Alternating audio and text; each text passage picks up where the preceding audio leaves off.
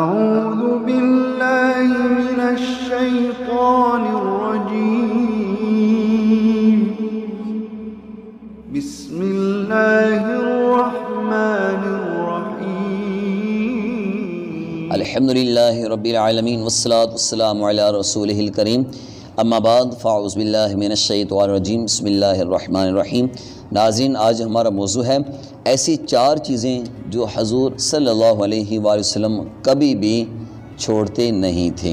یہ 4 چیزیں ضرور ان پہ عمل کرتے تھے۔ ایک چیز کا تعلق ذوالحجہ شریف کے ماہ مقدس کے ساتھ ہے۔ اس پر حدیث مبارکہ آپ سماعت فرما لیں۔ ام المؤمنین سیدہ حضرت حفصہ رضی اللہ تعالی عنہ فرماتی ہیں کہ 4 چیزوں کو نبی کریم صلی اللہ علیہ وآلہ وسلم نہیں چھوڑتے تھے۔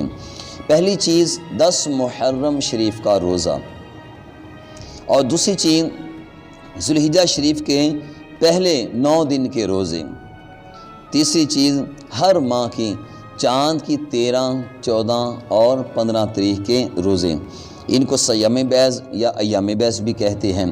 یہ روزے اللہ کے نبی سیدنا حضرت آدم علیہ السلام نے رکھے، تو آقا علیہ السلام بھی یہ روزے رکھتے تھے۔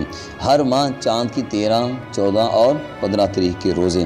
نمبر 4، نماز فجر سے پہلے 2 سنتیں۔ یہ 4 چیزیں ناظرین آقا علیہ السلام نے کبھی بھی ترک نہیں فرمائیں۔